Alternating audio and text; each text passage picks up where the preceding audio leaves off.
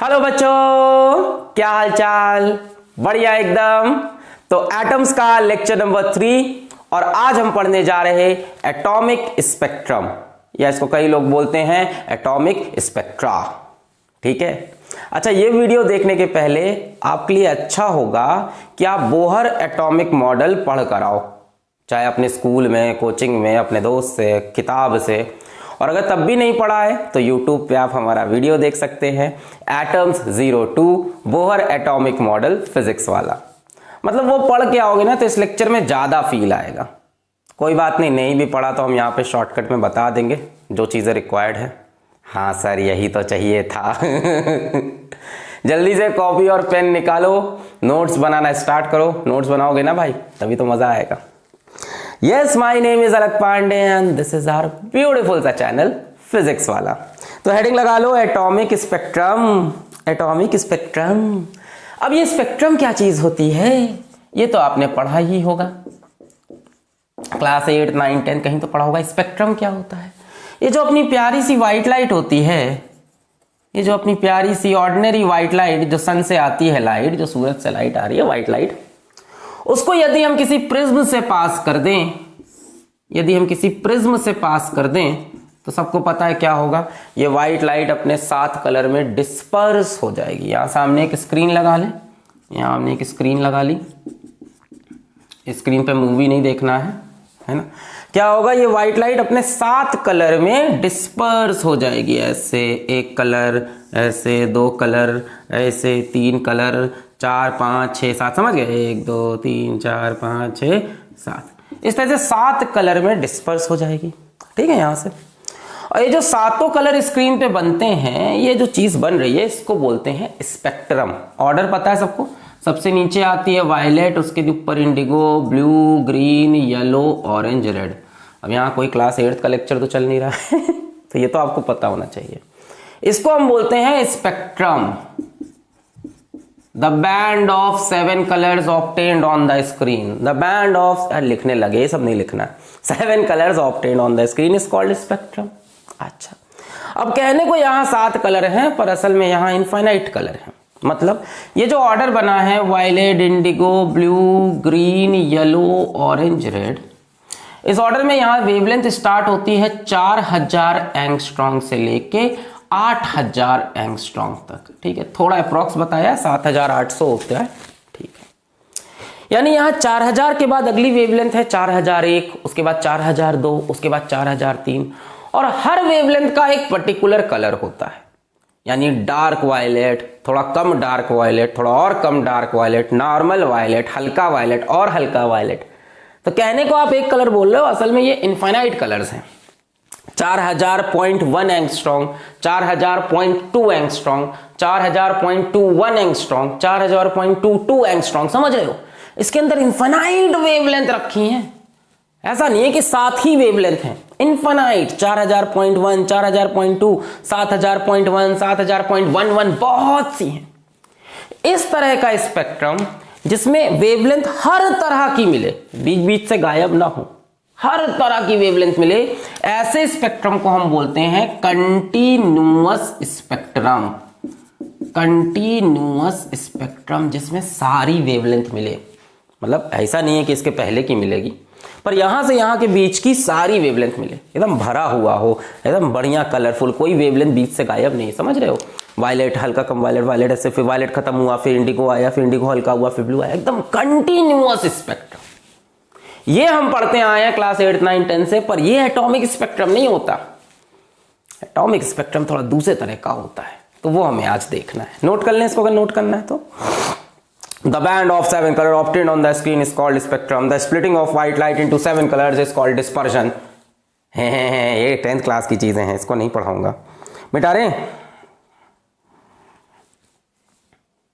अरे छोटे भी खाए और गुनगुनाए, ऐसा ही था ये, ऐसा ही है ये। आते हैं अपने टॉपिक पे, एटॉमिक स्पेक्ट्रम। तो एटॉमिक स्पेक्ट्रम 2 प्रकार के होते हैं। एक होता है इमिशन स्पेक्ट्रम, एक होता है इमिशन स्पेक्ट्रम, और दूसरा होता है, सभी लोग बोलेंगे एक स्वर में, पहले भी पढ़ते आ रहे हैं, दूसरा होता है एब्जॉर्प्शन स्पेक्ट्रम। Absorption spectrum. तो क्या फर्क है दोनों में, कौन सा ज्यादा इंपॉर्टेंट है? ये ज्यादा इंपॉर्टेंट है। तो पहले इसी को इन डिटेल पढ़ लेते हैं, बाद में इसको ही बताएंगे। लिख लें emission spectrum and absorption spectrum. अंदर की कैलकुलेशन सब में सेम है, इसको हम डिटेल में पढ़ेंगे, इसको लास्ट में समझा देंगे। Emission spectrum and absorption spectrum. तो शुरू करते हैं इमिशन स्पेक्ट्रम से। अब तैयार हो जाओ, टॉपिक अब शुरू हो रहा है। इमिशन स्पेक्ट्रम, इमिशन स्पेक्ट्रम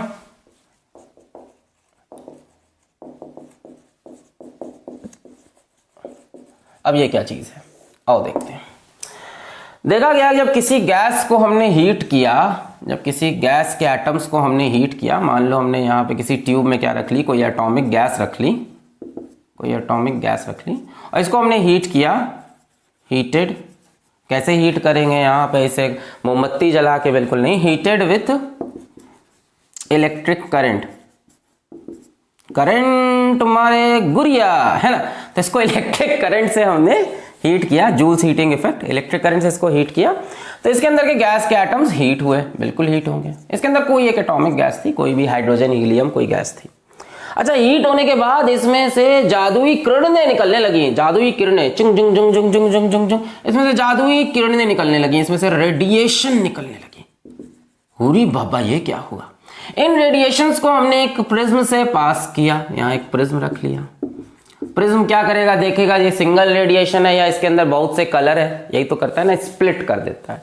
तो वो देखेगा ये सिंगल वेवलेंथ है या अलग अलग वेवलेंथ है, अलग अलग वेवलेंथ है, उनकी दूरी बढ़ा के स्प्रेड करके डाल देता है। समझ रहे हो, यहाँ सारी वेवलेंथ एक साथ आ रही, प्रिज्म सबको अलग अलग करके दूर दूर बिछा देगा। तो इस प्रिज्म ने क्या किया है, सामने एक स्क्रीन भी लगा लो, यहाँ एक स्क्रीन है। प्रिज्म ने इस रेडिएशन को जब फैलाया तो एक कमाल की चीज देखने को मिली। 1 2 3 4 जो भी थे, कुछ स्पेसिफिक वेवलेंथ यहां पे दिखाई पड़ी, कंटिन्यूअस नहीं, कुछ स्पेसिफिक, सम स्पेसिफिक वेवलेंथ्स। अब आप चाहो तो कलर्स बोल सकते हो, बट कलर हम इसलिए नहीं बोल रहे कि जरूरी नहीं कि ये रेडिएशन विजिबल स्पेक्ट्रम का पार्ट हो। अब जरूरी थोड़ी ना 4000 से 8000 के बीच में हो, क्या पता 4000 से छोटी वेवलेंथ हो तो वो दिखती नहीं है ना, अल्ट्रा वायलेट रीजन में। हो सकता हो 8000 से बड़ी वेवलेंथ हो, वो भी दिखती नहीं है इंफ्रारेड रीजन में, है ना। तो हो सकता हो विजिबल, हो सकता हो विजिबल। आप ऐसे समझ सकते हो कि कुछ पर्टिकुलर कलर्स दिख रहे थे और कुछ पर्टिकुलर कलर गायब थे। यानी यहाँ पे वायलेट दिखा, उसके बाद ग्रीन दिखा, उसके बाद रेड, बाकी सब कलर गायब, इंडिगो, ब्लू, येलो, ऑरेंज, मतलब कुछ गायब थे। वायलेट दिखा, रेड दिखा, ग्रीन दिखा, 3 कलर दिखे सिर्फ, या वायलेट दिखा, ब्लू दिखा, इंडिगो दिखा, बाकी सब कलर गायब। ये अजीब सा स्पेक्ट्रम बन रहा है, इमिशन स्पेक्ट्रम, एटॉमिक स्पेक्ट्रम अजीब सा है। Some specific wavelengths were present on screen. कुछ यहां पे पर्टिकुलर लाइन थी। अगर इस स्क्रीन को हम इस तरह से दिखाएं, ये मान लो स्क्रीन है हमारी ऐसी, तो स्क्रीन पे यहां पे कोई वेवलेंथ आई, उसके बाद यहां कोई वेवलेंथ आई, उसके बाद यहां कोई वेवलेंथ आई, उसके बाद यहां कोई वेवलेंथ आई, फिर यहां वेवलेंथ आई, ऐसा कुछ हो रहा है। बीच से बाकी वेवलेंथ गायब है। जैसे मान लो पहली मान ही लो, अगर 4000 मिली तो 4000 के बाद 4001, 4002 सब गायब। 4000 के बाद सीधा मिल रही है 4500, 4500 के बाद 4501, 4502 सब गायब, सीधा मिल रही मान लो 4700। कोई पर्टिकुलर यहां पे वैल्यू भी नहीं था कि 500 का, कुछ नहीं, कोई ऐसा ट्रेंड भी नहीं है। ट्रेंड अभी धीमे धीमे समझ में आएगा, ऐसा कोई पर्टिकुलर ट्रेंड नहीं कि अभी बता दे। तो यहां पे उनको कोई वेवलेंथ मिली, जस्ट अज्यूम कर लो, यहां मान लो वेवलेंथ मिली 4000 एंगस्ट्रॉम, जस्ट अज्यूम। तो यहां इनको मिल रही है 4600 एंगस्ट्रॉम, फिर यहां इनको मिल रही है मान लो 4615 एंगस्ट्रॉम। मतलब कुछ भी हो रहा है, कोई भी पर्टिकुलर लाइन चली आ रही है और बाकी लाइंस गायब हैं। ये कंटिन्यूअस स्पेक्ट्रम नहीं है। ऐसे स्पेक्ट्रम को हम बोलते हैं डिस्क्रीट स्पेक्ट्रम, या इसको आप बोल सकते हो लाइन स्पेक्ट्रम। हां सर, ये नाम तो फील हो रहा है, कुछ लाइंस दिख रही हैं, लाइन स्पेक्ट्रम। कमाल की बात, अब ये वैल्यूज को मैं हटा दूं, जरूरी नहीं कि ये पर्टिकुलर वैल्यूज कुछ भी हो सकती हैं बच्चों। ये इनविजिबल पार्ट भी हो सकता है, विजिबल सिर्फ 4000 से 8000 है। जो बाल्मेर सीरीज आती है, यहाँ पे एक साइंटिस्ट थे बाल्मेर, उन्होंने डिस्कवर किया था विजिबल वाला भी, विजिबल भी है हमारे पास। ऐसा नहीं कि एटॉमिक गैसेस से विजिबल नहीं, विजिबल भी बनता है, बालमेर साइंटिस्ट ने बनाया था। बट कई साइंटिस्ट ने देखा कि इनविजिबल रेडिएशन भी आती है, इंफ्रारेड, अल्ट्रावायलेट सब आ रही है यहाँ पे। कुछ वेवलेंथ है, कुछ वेवलेंथ गायब। कैसा ये मसला है भाई? ऐसे स्पेक्ट्रम को बोलते हैं डिस्क्रीट। कुछ लाइंस हैं, कुछ लाइंस गायब, इट्स नॉट कंटिन्यूअस। अच्छा, कमाल की बात यह है कि डिफरेंट डिफरेंट गैसेस का डिफरेंट डिफरेंट डिस्क्रीट स्पेक्ट्रम है, और दो गैसेस का line spectrum, discrete spectrum match नहीं करता, अलग अलग होता है। यानी ये स्पेक्ट्रम हर एक एटम की पहचान है, हर एक एलिमेंट की पहचान है। हमसे कहा ये गैस कौन सी है, हाइड्रोजन है कि हीलियम है, नाम स्मेल करेंगे ना, कोई केमिकल टेस्ट कुछ नहीं, हम उसको लेंगे एक डब्बे में भरकर हीट कर देंगे करंट से, उसमें से रेडिएशन निकलेगी, प्रिज्म लगाएंगे, स्पेक्ट्रम देखेंगे, अच्छा ये तो हाइड्रोजन का स्पेक्ट्रम है, अच्छा ये तो हीलियम का स्पेक्ट्रम है, अच्छा ये तो नियॉन का स्पेक्ट्रम है। यानी बनाने वाले ने हर एक गैस को एक पर्टिकुलर स्पेक्ट्रम दिया है। जैसे बनाने वाले ने हम और आपको अलग बनाया, हर गैस के स्पेक्ट्रम को अलग बनाया है। सब every gas has a characteristic emission spectrum जो कि डेफिनेटली दूसरी गैस से अलग है। किसी का स्पेक्ट्रम देख के साइंटिस्ट बता सकता है ये कौन सी गैस है। यानी एक कमाल की प्रॉपर्टी मिली है, और डेफिनेटली अगर सबकी कैरेक्टरिस्टिक प्रॉपर्टी है तो कहीं ना कहीं फंडामेंटल से आई होगी। फंडामेंटल यानी एटम से। अब इसको जोड़ेंगे एटॉमिक मॉडल से, और ये काम किया था ग्रेट नील बोहर ने, नोबेल प्राइज तभी तो मिला। ये चीज एक्सप्लेन कर ले गए वो, ये चीज रदरफोर्ड अपने मॉडल में एक्सप्लेन नहीं कर पाए थे। चलो बातें नहीं करते, वापस आते हैं कि ये कैसे हुआ। इन शॉर्ट ये कैसे हो रहा है सर, कुछ लाइंस दिख रही हैं कुछ लाइंस नहीं, चलो देखते हैं। इसको नोट कर लें, मिटा लें। कैसे हुआ तू इतना जरूरी, कैसे, मिटा रहे हैं। ओके, देखो कोई ज़रूरी नहीं है, सबसे ज़रूरी तुम हो। अपनी सेहत का ध्यान दो, अपने पॉजिटिव माइंड का ध्यान दो। तुम खुश तो तुम्हारे अगल बगल सब लोग खुश, किसी के पीछे पागल मत हो। तू इतना ज़रूरी कैसे हुआ, अब ये कैसे हुआ ये मिशन स्पेक्ट्रम कैसे बना, तो एक्सप्लेनेशन देखिए ये इसका। अभी कैलकुलेट भी करा देंगे कि कौन कौन सी लाइन निकलती है, सब आ जाएगा। एक्सप्लेनेशन फॉर इमिशन डिस्क्रीट या लाइन स्पेक्ट्रम। आइए देखिए क्या हो रही है कहानी। क्या आप लोग को बोहर एटॉमिक मॉडल याद है? नहीं, कोई बात नहीं, हम बताते हैं। हम एग्जाम्पल लेते हैं हाइड्रोजन एटम का, H एटम का एग्जाम्पल लेते हैं। हाइड्रोजन एटम के पास एनर्जी लेवल्स होते हैं। बोहर ने एक आता कि ऑर्बिट ऑर्बिट हटाओ, एनर्जी लेवल्स। यहाँ मान लो हाइड्रोजन एटम है, ये इसका न्यूक्लियस है, ये फर्स्ट ऑर्बिट, ये सेकंड ऑर्बिट, ये थर्ड ऑर्बिट और ये फोर्थ ऑर्बिट। बस इससे काम बन जाएगा। 4 ऑर्बिट बना ली। हर ऑर्बिट की अपनी अपनी एनर्जी होती है जो कि बोहर ने दे रखी थी, सर नील बोहर ने दे रखी है।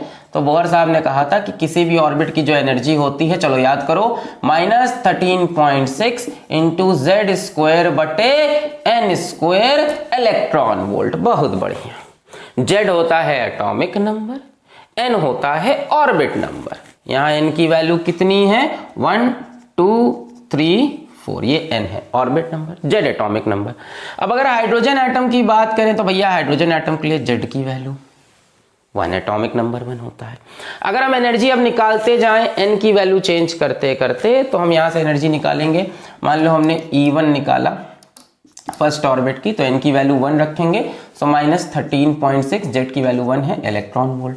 इस तरह से हम E2 निकालेंगे, एन की वैल्यू कितनी रखेंगे? 2 रखेंगे, 2 का स्क्वायर 4 आ जाएगा, ऊपर ये तो 1 है, 13.6 डिवाइड बाई 4 हम बता रहे हैं आपको आएगा -3.4 इलेक्ट्रॉन वोल्ट। अगर हम थर्ड शेल की निकालना चाहें तो एन की वैल्यू 3, जेड की वैल्यू अभी भी 1, 3 का स्क्वायर 9 डिवाइड करोगे आएगा -1.51 इलेक्ट्रॉन वोल्ट। इधर से अगर हम फोर्थ ऑर्बिट की एनर्जी निकालें तो यहाँ पे 4 रखेंगे, 4 का स्क्वायर 16, इसको 16 से डिवाइड करोगे आएगा -0.85 इलेक्ट्रॉन वोल्ट। ये मैंने पिछले लेक्चर में भी आपसे कहा था कि याद कर लो, बड़ी कॉमन वैल्यूज हैं। खैर कोई बात नहीं, अब याद कर लो। तो -13.6 -3.4 -1.51 -0.85, जरा ध्यान से देखो कि एनर्जी लेवल भी बड़े डिस्क्रीट से हैं। 13.6 के बाद 10, 9, 6, 7, 8, 11, 12 सब गायब। 13.6 के बाद सीधा मिलता है 3.4। यानी एनर्जी लेवल भी कुछ पर्टिकुलर है। बोर ने यही तो कहा था, electron can revolve in certain stable orbits. कहीं भी रिवॉल्व नहीं करेगा इलेक्ट्रॉन, कहीं कहीं जाता है। हम लोग जैसा स्पेशल है, इसी दोस्त के घर जाएगा। ठीक है, तो खैर, तो जनरली हाइड्रोजन एटम में एक इलेक्ट्रॉन होता है, बिल्कुल सही बात है, वो भी यहां पे रहता है पहली ऑर्बिट में। हाइड्रोजन एटम का इलेक्ट्रॉनिक कॉन्फ़िगरेशन केमिस्ट्री वाले बता देंगे, 1s1। तो पहली ऑर्बिट में इलेक्ट्रॉन गोल गोल घूम रहा है। बहुत बढ़िया, ठीक है, बहुत बढ़िया। अब क्या होगा जब आप इसको हीट करोगे, जब आप इसको हीट करोगे ना, तो एटम को मिलेगी एनर्जी, इलेक्ट्रॉन को मिलेगी एनर्जी। आप ध्यान से देखो, बाहर आते वक्त एनर्जी बढ़ रही है, घट रही है कि बढ़ रही है? बढ़ रही है। नेगेटिव में वैल्यूज है ना, बढ़ रही है। देखो सबसे कम एनर्जी सबसे लोएस्ट शेल की है। मेरा माइक का वायर थोड़ा फंस गया। सबसे कम एनर्जी देखो सबसे लोएस्ट शेल की है, इसकी -13.6, बहुत छोटी एनर्जी। फिर एनर्जी बढ़ गई, नेगेटिव में कम हुआ यानी बढ़ना, ये और बड़ी और बड़ी, बढ़ते बढ़ते बढ़ते। ठीक है, तो हम क्या करेंगे कि जैसे ही हम इसको हीट करेंगे तो इलेक्ट्रॉन एनर्जी लेगा और एनर्जी लेकर किसी हायर ऑर्बिट में चला जाएगा। जैसे ही आप हीट करोगे, on heating electron absorbs energy and jumps to higher energy level. ठीक है, इसको बोलते हैं इलेक्ट्रॉन का ग्राउंड स्टेट और हायर एनर्जी लेवल को हम बोलते हैं एक्साइटेड स्टेट। ठीक है, सब बातें। तो इलेक्ट्रॉन एनर्जी एब्जॉर्ब करके कहीं एक्साइटेड स्टेट में या हायर एनर्जी लेवल पे चला गया। जैसे मान लो इलेक्ट्रॉन ने करीब करीब 10.2 इलेक्ट्रॉन वोल्ट एनर्जी एब्जॉर्ब की। कितनी? 10.2। तो इसमें 10.2 जोड़ो तो 6 में से 2 गया 4, 13 में से 10 गया 3। तो 10.2 इलेक्ट्रॉन वोल्ट की इसने एनर्जी एब्जॉर्ब की और एब्जॉर्ब करके इलेक्ट्रॉन कूदी मार के, छलंगू मार के यहां पहुंच गया। बट प्रॉब्लम क्या है? Electron is very unstable in higher energy levels. Higher energy levels में इलेक्ट्रॉन बहुत अनस्टेबल है, वहां रहना नहीं चाहता, है ना। एक्साइटेड स्टेट्स, कोई भी चीज एक्साइटेड स्टेट में कहां रहना चाहती है? हर चीज चाहती है ग्राउंड स्टेट में, सबसे कम एनर्जी में रहे, है कि नहीं। हम लोग को कोई बहुत एनर्जी में कहते हैं, बहुत एनर्जी में आ जाओ तो झुमझुम झुमझुम झुम, कहाँ मजा आता है? मजा आता है बैठ गया आराम से, एकदम लोएस्ट एनर्जी स्टेट। तो इलेक्ट्रॉन भी हायर एनर्जी स्टेट में अनस्टेबल है, गिर सकता है इधर उधर, खुश नहीं है। तो इलेक्ट्रॉन चाहेगा वापस आना टू इट्स ग्राउंड स्टेट। तो अब क्या होगा वो नोट कर लिया? मिटा रहे 1 2 3 4, बंद करो सर ये अत्याचार। हाँ, अब क्या, इलेक्ट्रॉन ये वापस भागना चाहेगा। सो इलेक्ट्रॉन ऐसे कर लेते हैं point wise. Point number 1 on heating, point number 2 electron is very unstable, point number 3। So electron jumps back या फॉल्स बैक ले लो। सो इलेक्ट्रॉन फॉल्स बैक, इसको बोलते हैं बच्चों डी एक्साइट, वापस आना to a lower energy level, वापस ग्राउंड स्टेट पे या नीचे आएगा। मान लो यहां पहुंच गया है तो हो सकता हो यहां है, हो सकता हो यहां है। ठीक है, मान लो फर्स्ट से थर्ड पे चला जाए तो हो सकता हो थर्ड से पहले 2 पे आए फिर 1 पे आए, हो सकता है थर्ड से सीधा 1 पे आए, मतलब लोअर आना चाहेगा, एनर्जी कम करना चाहेगा। Electron falls back de excite to a lower energy level. बहुत बढ़िया। अच्छा, अब जब इलेक्ट्रॉन भैया वापस आएगा तो कुछ एनर्जी इमिट करनी पड़ेगी। अरे एनर्जी खा करी तो यहां से यहां गया था। 10.2, फिर से बोल देता हूं, नोट्स में लिख लो, 10.2 इलेक्ट्रॉन वोल्ट एनर्जी खाया था, तभी तो यहां से यहां पहुंच पाया था। डिफरेंस है ना 10.2 का, देखो 10.2 का। तो अब वापस आते वक्त वो एनर्जी वापस भी तो देनी पड़ेगी, वापस यहीं तो आना, इसी घर में तो रहना। इस घर के नियम कानून क्या है? इस घर के नियम कानून है कि 13.6 एनर्जी लेके रह सकते हो नेगेटिव में, तो जो एक्स्ट्रा एनर्जी वो फेंक के आओ। सो falls back to a lower energy level, emitting energy in form of radiation. अब रेडिएशन बोलो उसको या फोटोन बोलो, यानी इलेक्ट्रॉन जब यहां से यहां वापस आएगा तब यहां से एक फोटोन बाहर आएगा, क्योंकि इलेक्ट्रॉन की जो एक्सेस एनर्जी है वो उसको इमिट करनी होगी। अब इस फोटोन की एनर्जी क्या होगी? बड़ा आसान है। Energy of such photon is equal to difference in energy of two orbits involved in transition. समझ में आ गया? इस फोटोन की एनर्जी क्या होगी? इन दो ऑर्बिट्स का एनर्जी का डिफरेंस। भाई यहां से आने के लिए इतनी ही एनर्जी हटानी होगी जितना इनका डिफरेंस है, उसी एनर्जी का फोटोन बाहर निकल जाएगा।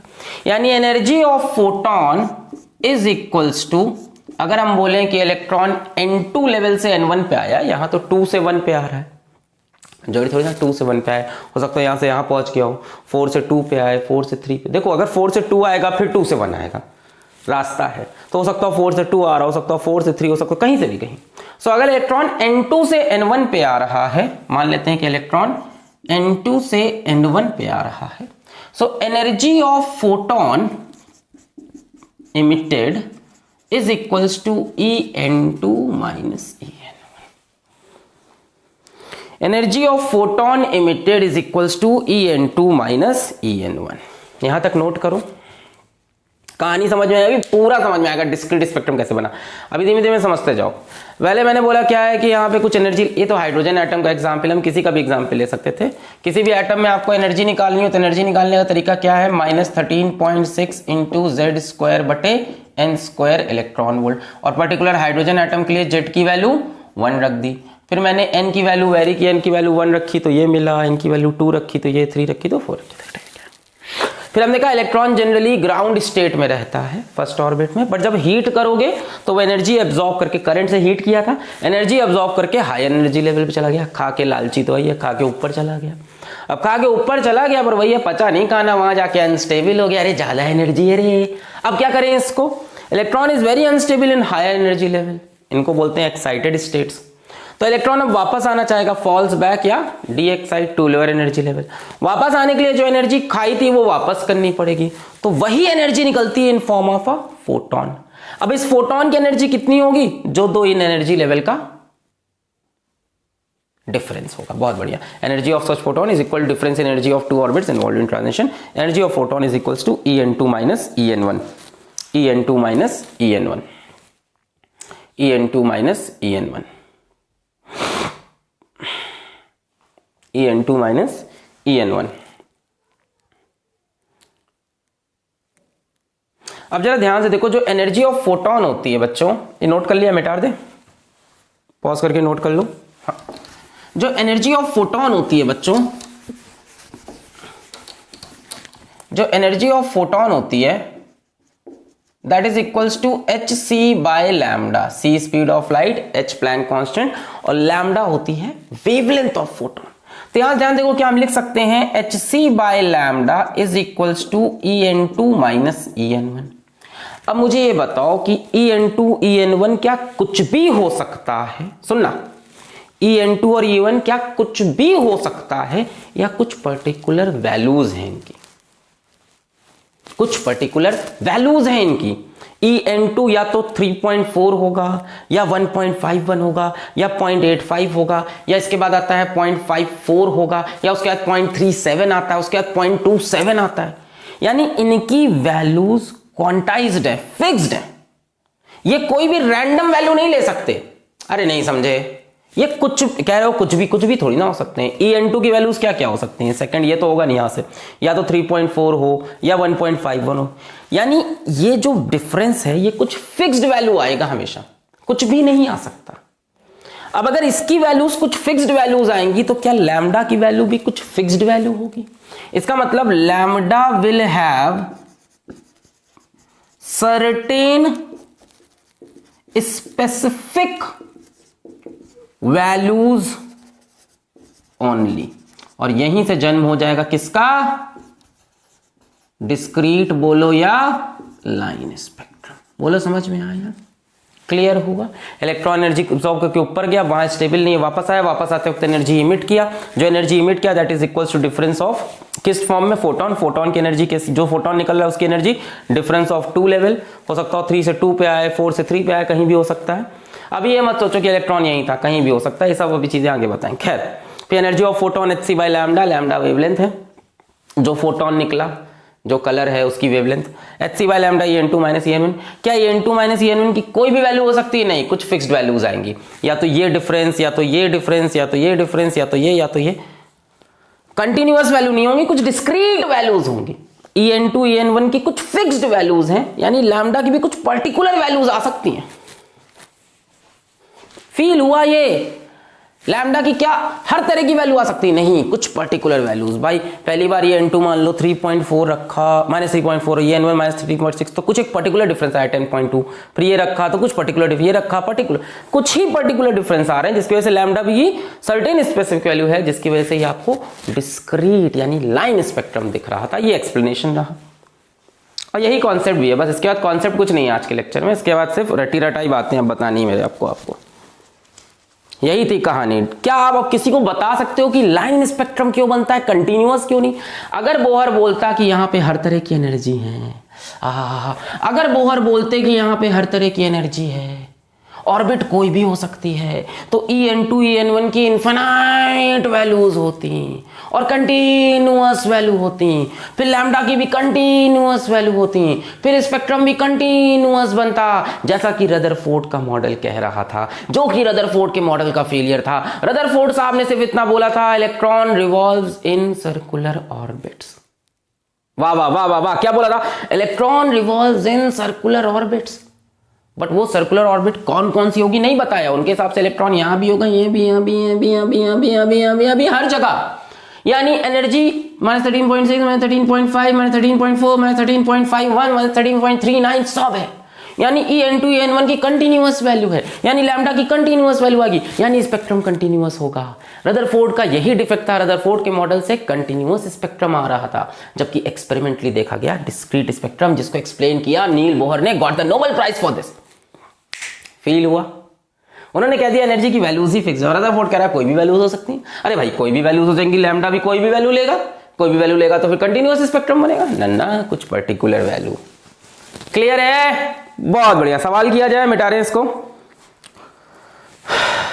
मिटा रहे हैं। ओके, आओ अब एक सवाल कराते हैं।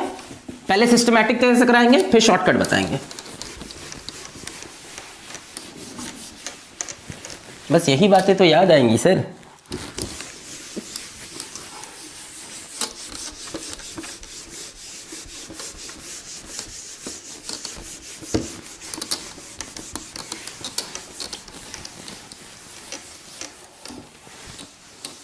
हाँ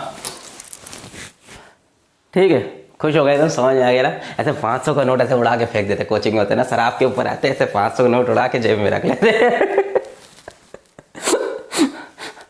ऐसा कभी हुआ नहीं मेरे साथ वैसे, चलो अच्छा ही हुआ। खैर ऐसे बच्चे नहीं मिले, ऐसे पैसा उड़ा देते क्लास में आके, छी छी अब वापस आओ। ऐसा होता था, मैं क्लास में अच्छा सवाल देता था तो यहाँ पे मैं 500 का नोट ऐसे फंसा देता था। यहाँ पे बोर्ड में जगह होती है, इसमें 500 का नोट फंसा देता था।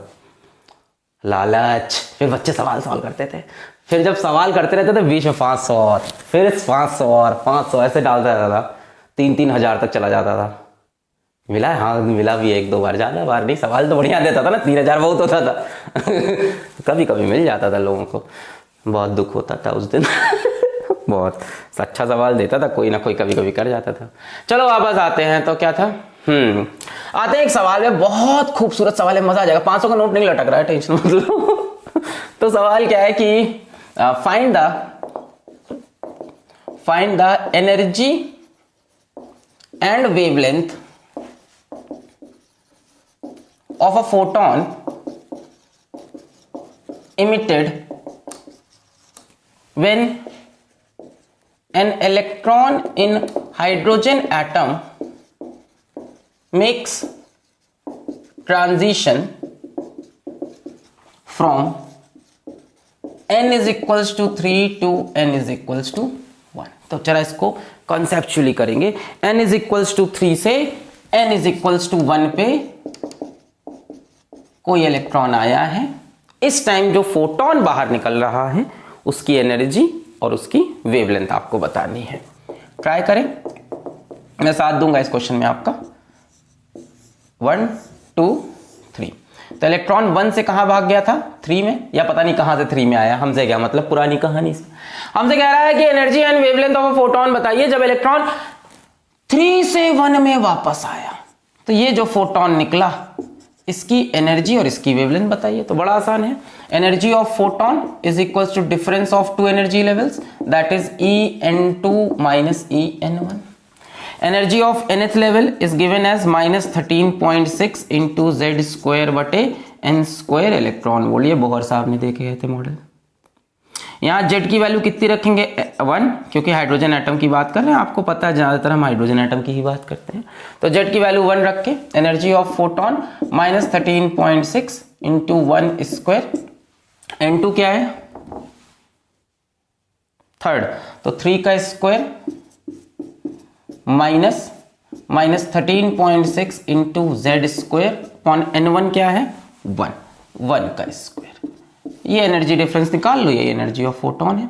सो -13.6 अपॉन 9, माइनस माइनस प्लस हो जाएगा 13.6, -13.6 अपॉन 9, तो ये हो जाएगा -1.51, -1.51 प्लस 13.6। सो ये डिफरेंस कितना आ जाएगा? 600 में से 1 गया 9, 6 में से 5 गया, 5 में से 5 जाएगा फिर 0.13 में से 1 गया 12, बोले सही? 6 में से 5 जाएगा ना, नहीं यहाँ पे 0 लगाना पड़ेगा, तो इसमें से एक हासिल है, हाँ 10, ठीक है, 0.0 नहीं 12.09 इलेक्ट्रॉन वोल्ट, करीब करीब अप्रॉक्स वैल्यू है ये 12.09 इलेक्ट्रॉन वोल्ट। इस एनर्जी का फोटोन बाहर आएगा। और क्या पूछा है? Wavelength of photon. अब फोटोन की एनर्जी पता चल गई, इस फोटोन की एनर्जी कितनी है? 12.09 इलेक्ट्रॉन वोल्ट। ठीक है, हमेशा इसमें से ये एनर्जी माइनस करना, ये ज्यादा होती है कम, एनर्जी बाहर की तरफ बढ़ती जा रही है क्योंकि नेगेटिव वैल्यू कम होती जा रही है। ये कौन सी एनर्जी लेवल था? -13.6 वाला, ये -1.51 वाला, डिफरेंस आ गया 12.09। अब बात कर रहा है कि इस फोटोन की वेवलेंथ बताइए। तो देखो फोटोन की क्या कहानी होती है, एनर्जी ऑफ फोटोन किसके इक्वल होता है बच्चों? hc/λ। तो यहां से लैम्डा क्या हो जाएगा? hc/ एनर्जी ऑफ फोटोन, है कि नहीं?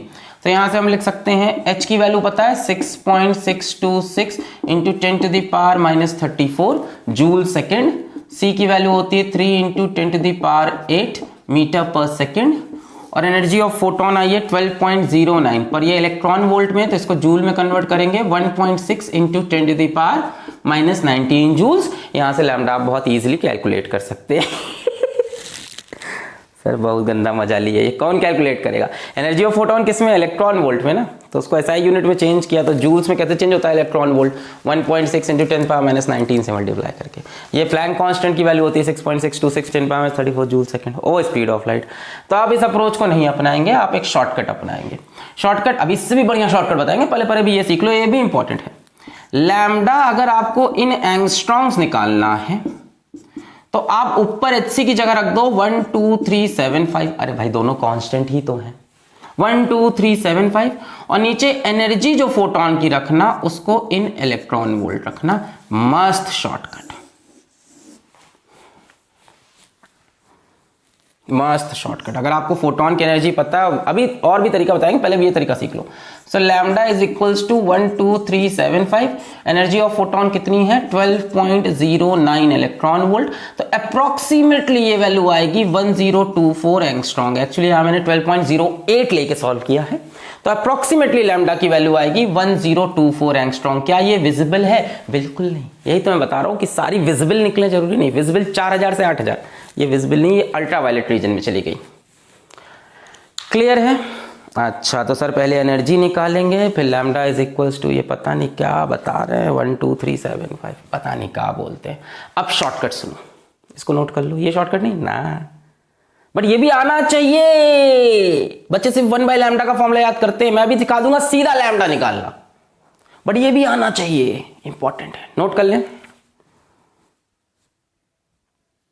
सर 500 दो मिटा रहे, 1 2 3 4 5, ओके।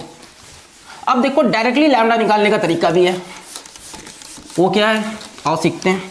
सीधा लैम्डा निकालने का अब एक फॉर्मूला हम बनाने जा रहे हैं जो पूरी स्पेक्ट्रल सीरीज में काम करेगा हमारी। अब सीधा फॉर्मूला क्या है हमारे पास, जरा ध्यान से देखो, है ना, शॉर्टकट फॉर्मूला, शॉर्टकट बोल लो या यही मेन फॉर्मूला है, formula for finding lambda of emitted photon. अब सीधा एकदम एक बार में, energy of photon is equals to En2 minus En1। सब लोग मान रहे हैं, मान रहे हैं। एनर्जी ऑफ फोटोन कितनी होती है, hc बाय लैम्डा, बहुत बढ़िया। En2 minus 13.6 into Z square upon N2 का स्क्वायर। अब जेड की वैल्यू नहीं रख रहे, क्या पता हाइड्रोजन के सिवा कोई और एटम हो, एक जनरल फॉर्मूला बना रहे, किसी भी एटम के लिए लगा सकते हो, वाह वाह वाह। फिर माइनस भाई N2 में से N1 माइनस करेंगे, बाहर वाले की एनर्जी ज्यादा होती है, जेड स्क्वायर अपॉन N2 का स्क्वायर, माइनस फिर माइनस आएगा, minus 13.6 into Z square upon N1 का स्क्वायर। जेड तो सेम रहेगा, कोई एक एटम की ही बात होगी। अच्छा, तो hc by lambda is equals to, यहां से 13.6 जरा कॉमन ले लो और जेड स्क्वायर भी कॉमन हो जाएगा शायद, बिल्कुल।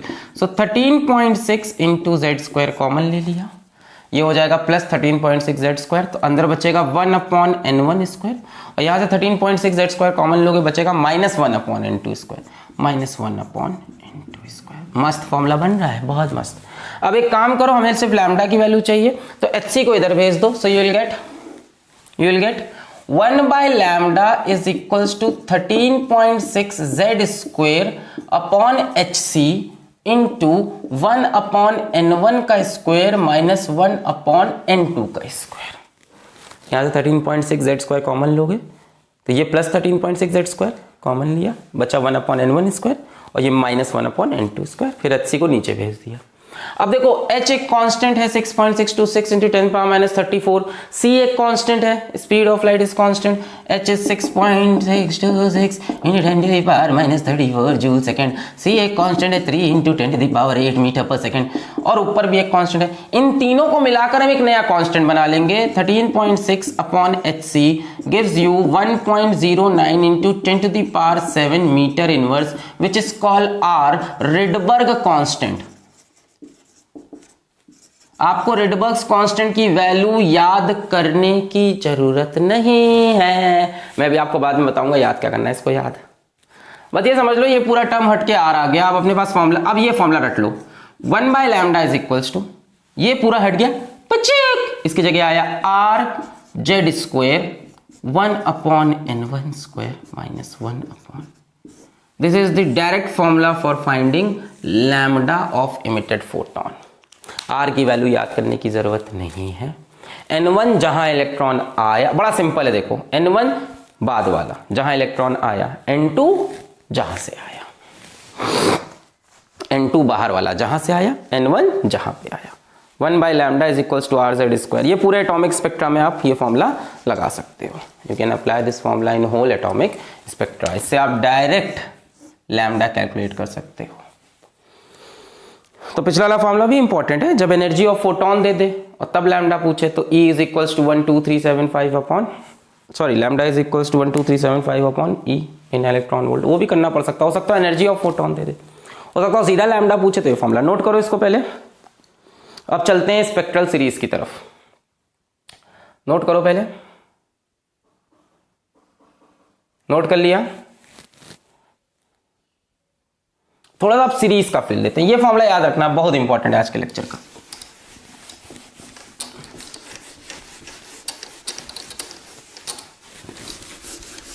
One by lambda are Z square 1 upon N1 square minus 1 upon N2 square. अब चलते हैं स्पेक्ट्रल सीरीज के ऊपर।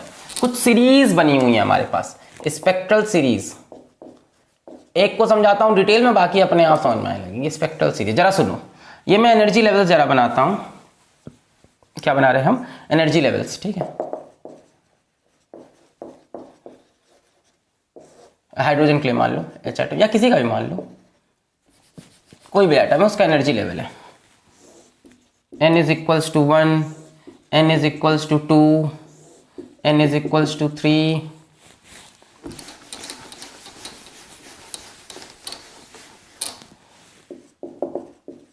चलो हाइड्रोजन का बनाते हैं, electron volt for hydrogen atom, थोड़ा फील भी आ जाएगा। n इज इक्वल्स टू 1 कितना होता है 13.6 electron volt, minus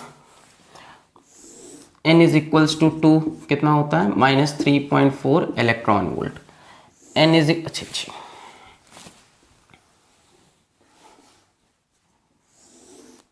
n is equals to 3 minus 1.51 electron volt. देखो धीमे धीमे लाइन पास होती जा रही है क्योंकि डिफरेंस देखो कम हो रहा है, माइनस 13.6 के बाद सीधा माइनस 3.4 आया, बहुत बड़ा डिफरेंस 10.2 का, उसका डिफरेंस कम हो गया, उसके बाद और कम हो जाता है डिफरेंस, लगातार पता है लाइंस पास आती हैं। n is equals to 4, energy level बार बार पास होते जाते हैं धीमे धीमे।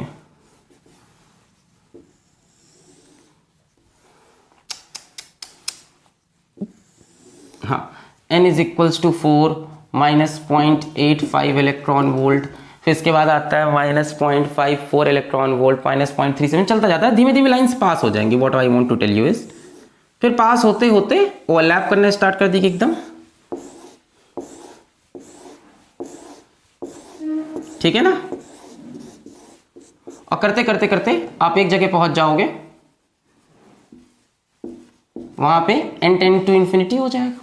देखो जैसे जैसे n की वैल्यू बढ़ रही है एनर्जी नेगेटिव में कम होती जा रही है, और जहां पे n नेगेटिव होगा वहां पे एनर्जी हो जाएगी 0 इलेक्ट्रॉन वोल्ट। जरा फॉर्मूला चेक कर लो एनर्जी का, E is equals to minus 13.6 into Z square upon N square. तो जहां पे n की वैल्यू इन्फिनाइट हो जाएगी, n बढ़ता बढ़ता बढ़ता बढ़ता बढ़ता इन्फिनाइट, एनर्जी देखो बढ़ती जा रही है, घट नहीं रही, वैल्यू में घट रही है और वैसे तो बढ़ रही है ना, मैग्नीट्यूड में घट रही है। तो करते माइनस 13.6 से 3.4 माइनस 0 पहुंच जाएगी जब इनकी वैल्यू इन्फिनाइट। ख्याल ये अपने टॉपिक नहीं था, टॉपिक ये था आज का कि मान लो इलेक्ट्रॉन 1 से जंप करके 2 में गया तो 2 से वापस 1 में आया, या मान लो जंप करके 3 में गया और 3 से वापस 1 में आया, या मान लो 4 में गया और 4 से 1 में आया, या मान लो 5 से 1 में आया, 6 से 1 में आया, 7 से 1 में आया, या इन्फिनाइट से 1 में आया।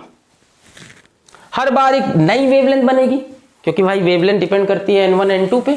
1 by lambda is equals to R Z square 1 upon n1 square minus 1 upon n2 square. n1 n2 पे डिपेंड करती है, पहली बार n2 2 होगा, अगली बार n2 3 होगा, n2 4 होगा, n2 5, पर n1 सबके लिए सेम है। अगर n1 की वैल्यू 1 रखेंगे तो ये जितनी भी वेवलेंथ आएंगी इन सबको हम एक सीरीज बोलते हैं विच इज कॉल्ड लाइमन सीरीज। जिस साइंटिस्ट ने डिस्कवर किया उनका नाम लाइमन। इन सारी वेवलेंथ्स को हम बोलते हैं कि ये लाइमन सीरीज की लाइन है। First line of Lyman series, second line of Lyman series, third line of Lyman series, समझ लो, fourth line of Lyman series, last line of Lyman series. ये एक लाइमन सीरीज बनती है अगर इलेक्ट्रॉन पहले शेल पे गिरता है। थोड़ा सीरीज को और इन डिटेल समझे, सवाल कराए इस पे, लाइमन सीरीज फील हुआ। जैसे आपको मैं क्वेश्चन देना स्टार्ट करूं, सवाल है, यहां सवाल लिख देता हूं, find the lambda of photon when electron falls from, अब यहां पे आ जाओ, फॉल्स फ्रॉम पहला ले लो, n इज इक्वल्स टू 2 से n इज इक्वल्स टू 1 पे। डेफिनेटली लाइमन सीरीज का ही पार्ट है, 2 से 1 ये लाइमन सीरीज की पहली लाइन। इसका लैम्डा निकालना है, 1 by lambda is equals to R Z square 1 upon n1 square minus 1 upon n2 square. यही फॉर्मूला यूज करेंगे।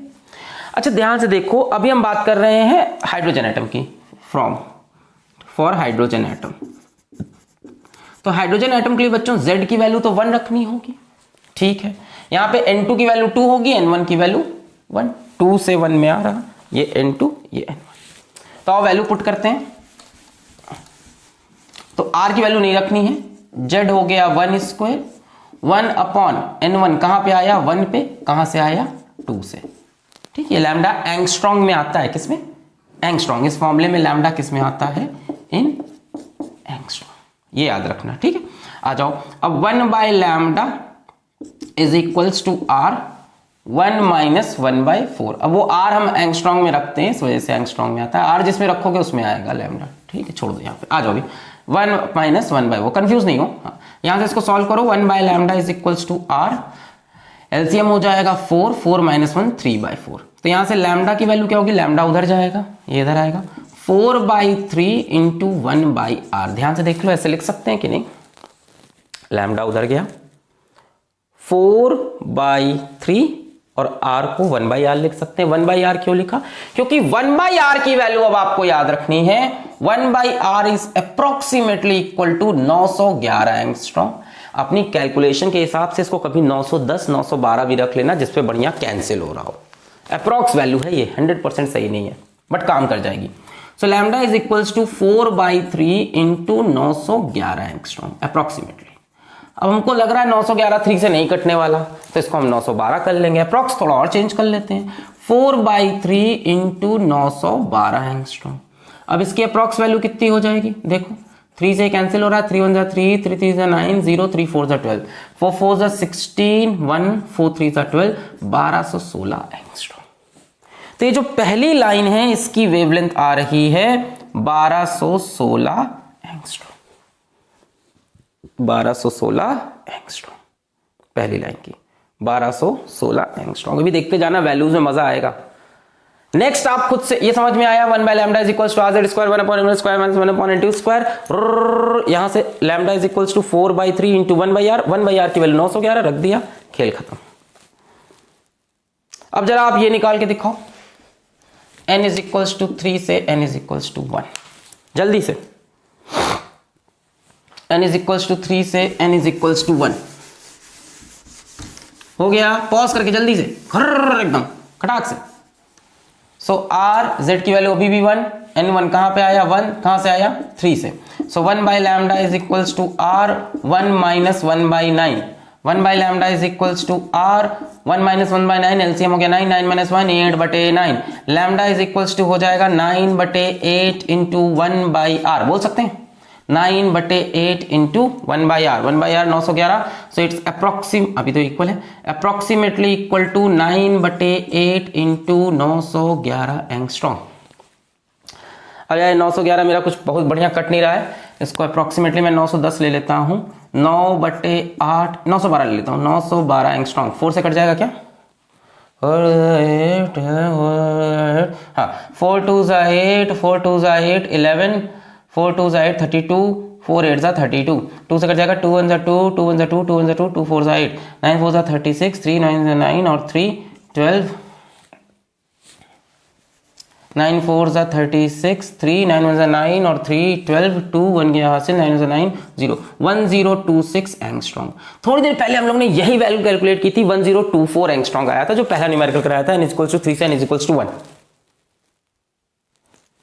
जो पहला न्यूमेरिकल मैंने आज कराया था कि एनर्जी निकालो, वेवलेंथ निकालो, n इज इक्वल्स टू 3 से n is equals to 1, hydrogen atom का 1024, ये भी करीब करीब वही वैल्यू है 1026, यानी 1216 के बाद अगली वैल्यू मिल रही है 1024 angstrom. So what you can see कि जैसे जैसे लाइंस बढ़ रही हैं वेवलेंथ कम हो रही है। अच्छा कमाल की बात यह है कि 1026 के बाद 1025 नहीं मिला, 1026 है ना ये, या 1216 के बाद 1215, 1214, 1210, इवन 1100 भी गायब है, 1150 सब गायब है, because it is a discrete, it is a line spectrum, continuous नहीं है। 1216 के बाद अगली वेवलेंथ आती है सीधा 1026, ये 1216 के बाद सीधा 1026, इसके बाद और छोटी होने वाली है, निकालेंगे। एक और कर लीजिए, n इज इक्वल्स टू 4 से n is equals to 1। Lyman series की वेवलेंथ आप देख रहे हैं लगातार कम हो रही है। ट्राई करें पॉज करके,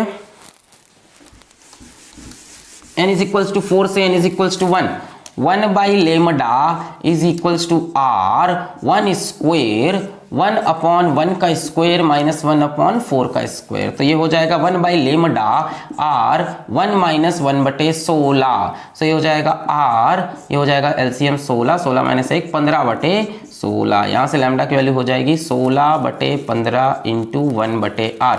1/R को 911 की जगह 910 रखूंगा मैं, क्योंकि नीचे 15 है, तो 16/15 into 911 lambda is equal 16/15 1/r 911 cut नहीं रहा है, तो इसको करीब करीब मैं प्रैक्टिस करा दे रहा हूँ, आपकी वैल्यू निकलेगी 910 मान लिया।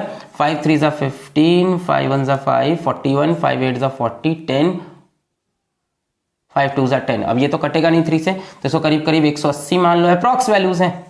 3 ज़ा 3, 3 6 ज़ा 18, 0, 16 छक्के 96, 9660, तो lambda is nearly equal to 960 angstrom. तो जो अगली वेवलेंथ मिल रही है वो मेरे 960 एंगस्ट्रॉन्ग मिल रही है। देख रहे हैं आप जरा, 1026 के बाद सीधा 960, 1025, 1024, 1980 सब गायब, सीधा 960। First line, second line, third line, करते करते करते आप लास्ट लाइन पे पहुंच जाओगे जब इन्फिनिट से 1 आएगा। अच्छा, एक चीज आपने देखी, जितना लंबा ट्रांजिशन उतनी छोटी वेवलेंथ, जितना लंबा ट्रांजिशन उतनी छोटी वेवलेंथ, और जितना छोटा ट्रांजिशन उतनी बड़ी वेवलेंथ। ये सबसे बड़ी वेवलेंथ है लाइमन सीरीज की। देखो धीमे धीमे वेवलेंथ छोटी होती जा रही है, 1026, 960, और ये सबसे छोटी आएगी। उल्टा कहानी है ना, सबसे बड़ी वेवलेंथ सबसे छोटे ट्रांजिशन से, और सबसे छोटी वेवलेंथ आएगी सबसे बड़े से। ट्राई कर लो, n is equals to infinite से n is equals to 1। 1 by lambda is equals to r 1 square 1 upon n1, तो 1 ही हो जाएगा। कहां से आ रहा है? इनफाइनाइट से। So in 1 by infinity is 0 गया। 1 by lambda is equals to r, और क्या बचा? सब तो 1 है, ये तो 0 हो जाएगा। लास्ट लाइन निकाल रहे हैं ये वाली वेवलेंथ। देखो छोटी होती होती सबसे छोटी आएगी। यहां से लैम्डा की वैल्यू करीब करीब 1 बाई आर, और 1 बाई आर की करीब करीब वैल्यू 911 एंगस्ट्रॉम, यानी आखिरी लाइन घटते घटते घटते 911 एंगस्ट्रॉम। तो आपसे कोई पूछे लाइमन सीरीज की जो सीक्वेंस है वो क्या है? 1216 से लेके 911। बीच में बहुत सी और हैं, गायब कर दी, 5 6 7 8। धीमे देखो पास भी आ रही है, अभी डिफरेंस ज्यादा है फिर कम हुआ वो। अब इतने में पता नहीं कितनी लाइन्स हैं, 5 से 1, 6 से 1, 7 से 1, 8 से 1, सब इसी में। कमाल की बात यह है कि सबसे बड़े ट्रांजिशन से आई सबसे छोटी वेवलेंथ, और सबसे छोटे ट्रांजिशन से आई सबसे बड़ी वेवलेंथ। नोट कर ले, बस एक सीरीज समझाया, बाकी अब अपने आप समझ जाओगे। तो मैंने क्या बताया? लार्जेस्ट वेवलेंथ अगर आपको चाहिए, लॉन्गेस्ट वेवलेंथ अगर आपको चाहिए, अगर आपको लॉन्गेस्ट लैम्डा चाहिए तो you should go for smallest transition, है कि नहीं? लॉन्गेस्ट वेवलेंथ चाहिए थी, सबसे छोटा ट्रांजिशन चुन लिया। अगर आपको स्मॉलेस्ट वेवलेंथ चाहिए या शॉर्टेस्ट वेवलेंथ चाहिए किसी सीरीज की, तो you have to go for the largest transition.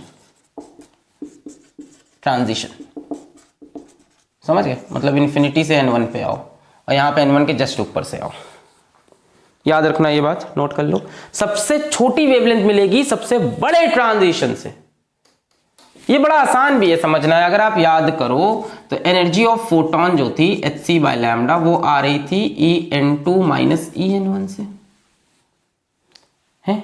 अब आप ध्यान से देखो कि जैसे जैसे आप ये बढ़ाते जा रहे हो डिफरेंस, वैसे वैसे एनर्जी का डिफरेंस भी तो बढ़ता जा रहा है। जैसे जैसे आप ऊपर जा रहे हो, जितना बड़ा ट्रांजिशन करोगे, जितना बड़ा ट्रांजिशन करोगे उतना बड़ा एनर्जी का डिफरेंस। एनर्जी का डिफरेंस जितना बड़ा लैम्डा उतना छोटा। बात समझ में आई कि नहीं? एनर्जी का डिफरेंस सबसे कम है 3.4 13.6, और यहां एनर्जी का डिफरेंस सबसे ज्यादा 13.6 और 0। जैसे जैसे एनर्जी का डिफरेंस बढ़ता जा रहा है, जैसे जैसे ये वैल्यू बढ़ेगी, लैम्डा की वैल्यू घटेगी नहीं, इनवर्सली प्रोपोर्शनल है। तो सबसे बड़ा लैम्डा चाहने के लिए डिफरेंस सबसे छोटा चाहिए, और सबसे छोटा लैम्डा चाहने के लिए डिफरेंस सबसे बड़ा चाहिए। क्लियर हो गई बात? नहीं समझे? जैसे जैसे ट्रांजिशन बड़ा कर रहे हो वैसे वैसे एनर्जी का डिफरेंस बढ़ रहा है। देखो ये एनर्जी का डिफरेंस बहुत ज्यादा है और ये डिफरेंस कम है। जितना ज्यादा एनर्जी का डिफरेंस होगा लैम्डा उतना छोटा। तो सबसे बड़े ट्रांजिशन में सबसे छोटा लैम्डा। क्लियर है? तो इसको बोलते हैं लाइमन सीरीज। जब इलेक्ट्रॉन गिरकर कहां पे आए, n इज इक्वल्स टू 1। इसकी जितनी भी वेवलेंथ है कोई भी विजिबल रीजन में नहीं है। 1216 से 911 कोई विजिबल नहीं। ये आती है अल्ट्रा वायलेट रीजन में। किस रीजन में? Ultra violet region, invisible region. ऐसे ही कई सीरीज हैं, अब सबको नहीं बताएंगे, डिटेल आपको एक बताया, बाकी सीरीज बता रहे हैं क्या होती है, नोट कर लें, मिटा रहे हैं, ओके।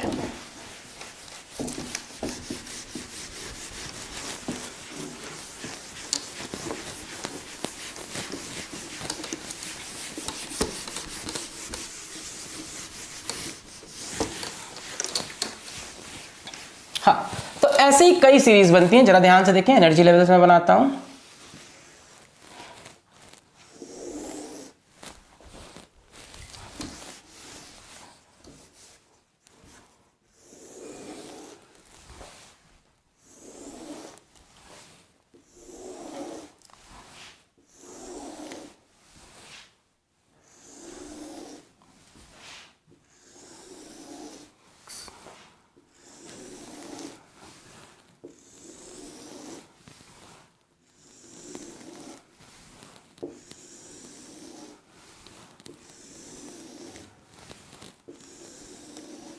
ठीक है, ऐसे एनर्जी लेवल्स बने हुए हैं हमारे, ठीक है।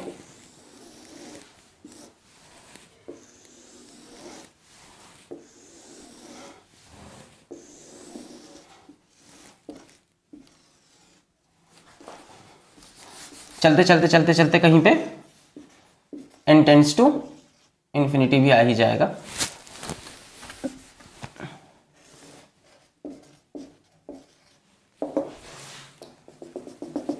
जहां पे एनर्जी की वैल्यू 0 हो जाएगी। बाकी एनर्जी के वैल्यूज नहीं लिख रहे हम, n की वैल्यू यहां पे 1, यहां पे 2,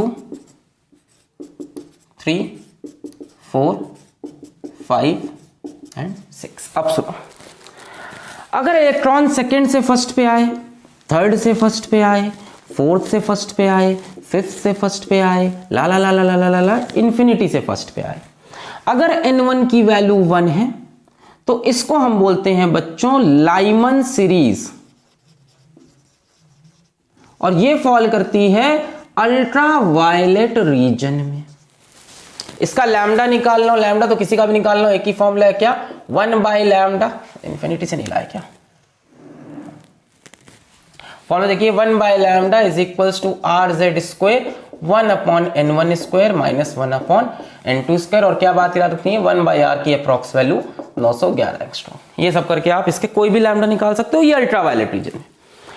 अगर इलेक्ट्रॉन मान लो फर्स्ट से एक्साइट होकर थर्ड में चला गया, पर गिरते वक्त सीधा फर्स्ट में नहीं आया, पहले 2 में गिरा, तो अगर इलेक्ट्रॉन थर्ड से 2 में गिरा, फोर्थ से 2 में गिरा, फिफ्थ से 2 में गिरा, 6 से 2 में गिरा, 7 से ला ला ला ला ला ला ला या इंफिनिटी से 2 में गिरा, इस केस में अगर इलेक्ट्रॉन n1 की वैल्यू 2 ले ले, यहां पे 2 गिरेगा 2 पे ही, उस केस में जितनी भी वेवलेंथ निकली, जितने भी फोटोन निकले, उस सीरीज को बोला बाल्मर सीरीज। अच्छा, कमाल की बात यह कि पहले बाल्मर डिस्कवर हुआ था, तब लाइमन सबसे पहले ये, क्योंकि ये विजिबल रीजन में आता है। अभी इसकी वेवलेंथ निकलवाएंगे आपसे हम,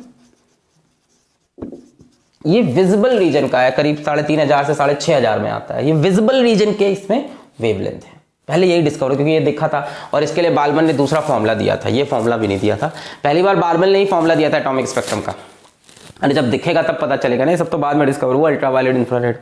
तो उन्होंने एक लैम्डा कैलकुलेट करने का दूसरा फॉर्मूला दिया था, फिर नील बोर के साथ बैठ के टेबल पे चाय वाय पिए, उन लोग डिस्कशन हुआ, बोले नहीं वो फॉर्मूला अच्छा नहीं है, ये फॉर्मूला बेटर है, तो सबको एक्सप्लेन करेगा। इस तरह से अगर इलेक्ट्रॉन 4 से 3 पे आता है, 5 से 3 पे आता है, 6 से 3 पे आता है, 7 से 3 पे, 8 से, 9 से, 10 से या इंफिनिटी से 3 पे आता है, अगर इलेक्ट्रॉन 3 पे आता है, लाइमन बाल्मर, तो इसको हम बोलते हैं पैश्चन सीरीज। ये फॉल करता है इंफ्रारेड रीजन में, low infrared region, so this falls in low infrared region, Lyman Balmer Paschen. अगर इलेक्ट्रॉन 4th पे आता है 5 से या 6 से या 7 से या 8 से या 9 से या कहीं इंफिनिटी से, अगर इलेक्ट्रॉन गिर रहा है 4th लेवल पे, तो इसको हम बोलते हैं ब्रैकेट सीरीज, और ब्रैकेट सीरीज भी आती है लो इंफ्रारेड रीजन में, लाइमन पैश्चन और ब्रैकेट दोनों। इसके बाद यदि इलेक्ट्रॉन गिरता है 6 से 5th पे, 7 से 5th पे, 8 से 5th से ला ला ला ला ला ला इन्फिनिटी से फिफ्थ पे, यानी अगर n1 की वैल्यू 5 है, गिरेगा 5 पे ही, तो ये जो सारी वेवलेंथ मिली इनको हम बोलते हैं fund series, PFUND, fund series. ये आती हैं हाई इंफ्रारेड रीजन में, fund series high infrared reason. इसी तरह से इलेक्ट्रॉन यदि 7 से 6 में गिरा, 8 से 6 में गिरा, 9 से 6 में गिरा, 10 से 6 में गिरा या इंफिनिटी से 6 में गिरा, यानी n1 की वैल्यू अगर 6 हो गई तो इसको हम बोलते हैं हमफेरी सीरीज, हमफेरी सीरीज, और ये भी आती है हाई इंफ्रारेड रीजन में। इसको हम बोलते हैं इमिशन एटॉमिक स्पेक्ट्रम। कहीं से भी पहले में आए तो लाइमन, कहीं से भी दूसरे में आए तो बाल्मर, कहीं से भी तीसरे में आए तो पैशन, कहीं से भी चौथे में आए तो ब्रैकेट, पांचवें में आए तो फंड, छठवें में तो आए हमफेरी। ये फॉल किया अल्ट्रावायलेट में, इसकी वेवलेंथ विजिबल है, ये इंफ्रारेड रीजन्स की निकलेंगी, ये भी इंफ्रारेड है। अब ये हाई इंफ्रारेड है यानी ज्यादा बड़ी इंफ्रारेड्स, और ये लो इंफ्रारेड छोटी इंफ्रारेड रीजन। वेवलेंथ लगातार बढ़ती जाएगी, ये क्लियर रखो। इस सिरे से उस सिरे पे जाओगे, लाइमन से हमफेरी तक वेवलेंथ बढ़ती जाएगी, वेवलेंथ हमेशा इंक्रीज करेगी। याद रखना कि इस डायरेक्शन में जब आप भागोगे सो लैम्डा इंक्रीज करेगा। अब आपसे कोई कहता है कि बाल्मर सीरीज की शॉर्टेस्ट वेवलेंथ कब मिलेगी, बोलो बोलो।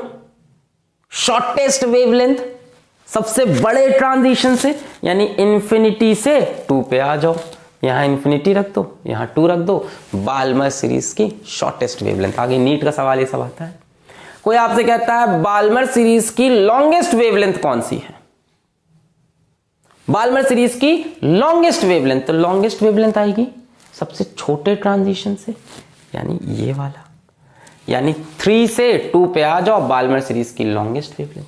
कोई आपसे कहता है second line of Balmer series, second line of Balmer series, तो ये हुई फर्स्ट लाइन, ये हुई सेकेंड लाइन, यानी कहां से आना है, 4th से 2 पे आना है, यहां 4 यहां 2 लैम्डा। इस तरह सवाल आएंगे। Find the value of the photon emitted for third line of Lyman series, first line, second line, third line. Third line कहां से, फर्स्ट लाइन आएगी सेकंड से, सेकंड लाइन थर्ड से, थर्ड लाइन फोर्थ से 1। शॉर्टेस्ट निकालना है तो सबसे बड़ा ट्रांजिशन डाल दो, और लॉन्गेस्ट निकालना है सबसे छोटा। Longest wavelength of fund series, longest wavelength कहां से मिलेगी, इससे नहीं, सबसे छोटे ट्रांजिशन 6 से 5th। क्लियर है। एक सवाल करो जरा, नोट कर लो इसको, पॉज करके मिटा रहे हैं, बहुत बढ़िया। एक सवाल आप करो,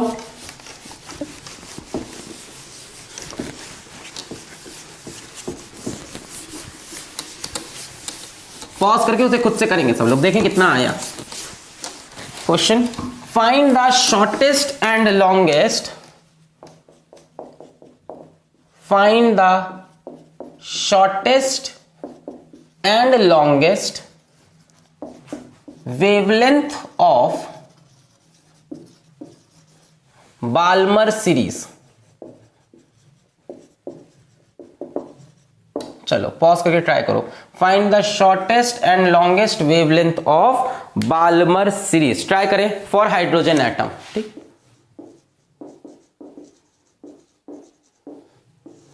ट्राई करें पॉज करके। ठीक है, हो गया, ट्राई कर लिया।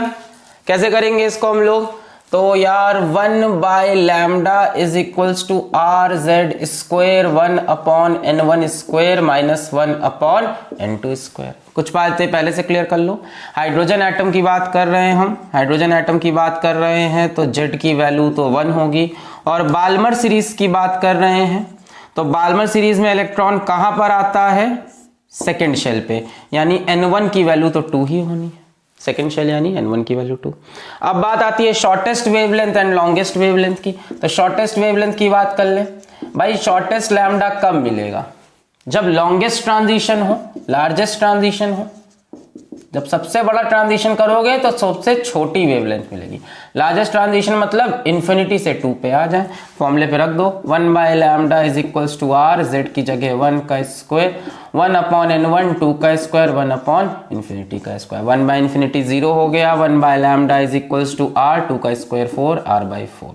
यहां से लैम्डा की वैल्यू हो जाएगी 4 इंटू 1/r, बोलो सही, लैम्डा इधर 4 इंटू 1/r, 1/r करीब करीब 911 एंगस्ट्रॉम, तो लैम्डा इज 4 इंटू 911 एंगस्ट्रॉम, 4 1 4 4 1 4 4 9 36, करीब करीब 3644 angstrom.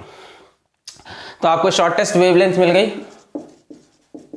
Shortest lambda 3644 angstrom Balmer series का।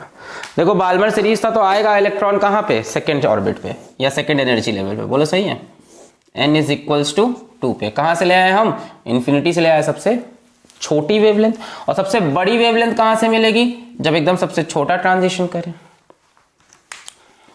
शॉर्टेस्ट के लिए सबसे बड़ा ट्रांजिशन इन्फिनिटी से 2। यहीं पे दूसरा वाला सवाल कर लें, नोट कर लिया। मान लो यहीं पे हमसे पूछ ले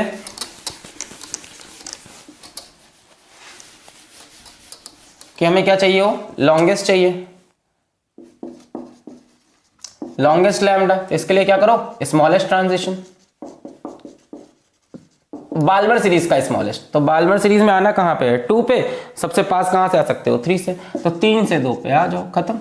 1/λ is equals to r, z की जगह 1 का स्क्वायर, 1/n1 कहाँ होगे, 2 पे, 1/3 का square, 1/λ is equals to r, ये हो जाएगा 1/4 minus 1/9, so 1/λ is equals to r, 4 और 9 का एलसीएम बोलो 36, और इधर हो जाएगा 9 minus 4, 5/36, so lambda is equals to 36/5 into 1/r, तो lambda is approximately equal to 36/5 into 911 की जगह 910 ले लेते हैं, ठीक है ना, 5 से कट जाएगा ना, 911 कटेगा नहीं, 5 1 जा 5, 5 1 जा 5, 41, 5 8 जा 40, 10, 5 2 जा 10, 182, so lambda is approximately equal to 182 into 36, 6 2s are 12, 6 8s are 48, 49, 6 1 are 6, 4 10, 3 2 are 6, 3 8 are 24, 3 1 are 3 और 2 5, 2 9 6 15 5 6 5 5 2 एंगस्ट्रॉम, ये लॉन्गेस्ट वेवलेंथ हो गई।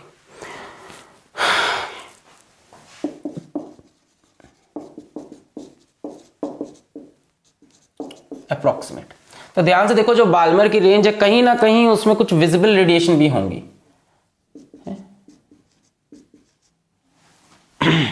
कुछ बाल्मर इनविजिबल भी है, देख रहे हो 3600 से स्टार्ट, वो सब दिखाई नहीं पड़ेगा, पर जो 4000 से 6552 के बीच में रेडिएशन है ये तो दिखाई पड़ेंगी, ठीक है। तो मेजॉरिटी ऑफ बाल्मर सीरीज की जो लाइंस हैं वो विजिबल रीजन में आती हैं या वो देखी जा सकती हैं, लाइट के रीजन में है।